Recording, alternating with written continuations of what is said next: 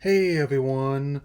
So, with 5 days remaining until the remake finally launches officially, much like Super Mario RPG, he, last year, I present a nostalgic rave on the original Paper Mario The Thousand Year Door, published by Nintendo and developed by Intelligent Systems of the Fire Emblem series, which the game itself even lampshades in one chapter fairly early on. I mean, even though I was not able to replay through the original, like I was with a large chunks from RPG, I do remember it quite well, and even though I may not have the same reference for it as other people in the fandom do, it's still one of the best Mario RPGs to date, and also one of the many great games that come out of the watershed year. That was 2004, so let's begin. Releasing 3 years after the first game, and this one builds upon what its predecessor did, and also, in a way, managed to cement the spin off series as an ideal spiritual successor to Super Mario RPG, which is fitting as they originally began development's direct sequel. So, which sees Mario encounters both familiar and new friends and foes in his quest to unlock the Thousand Year Door and rescue the princess yet again. And in this particular instance, it's the blend of not only 2.5D visuals, but also gameplay and humor in terms of storytelling that really does it for me. And even in the lesser installments, ones which I definitely I'm not one. Let me make clear. I'm not one of the who's give me this game or give me death kind of people, but I'll admit it did set quite a high standard to be followed for years to come.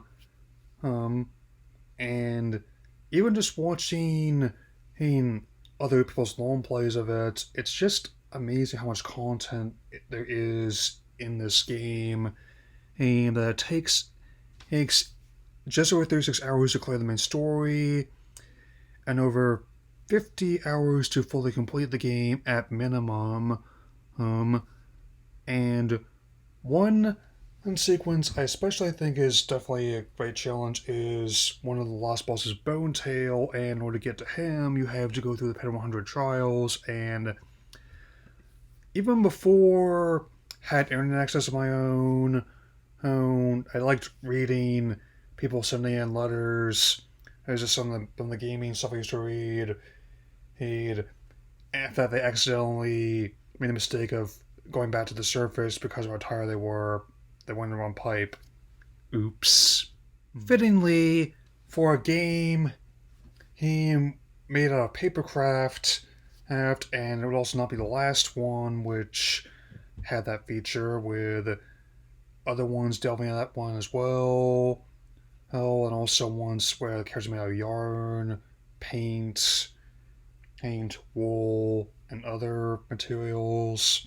Almost mean, almost, it definitely puts unique spin on this virtual universe, which is by design just busting the creativity, so to speak. And even though, for the longest time, legal ramifications have kept this kind of game from seeing the light of day for the longest time. Now 20 years come launch day.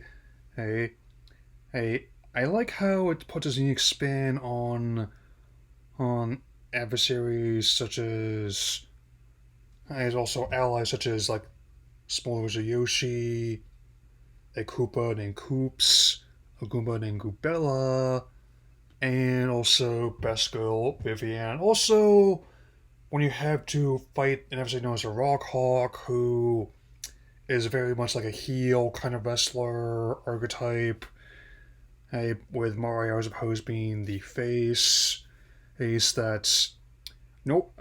The promoter suggests going the alias the Great Gonzalez is on the idea of Mario being a decent name for a fighter. while some people who play Smash Brothers might disagree with you, it's actually not a bad plan to who use an alias, admittedly. And of course, even with the remake coming, the original was held up quite well visually, and definitely is noted that stylization tend to age much more slowly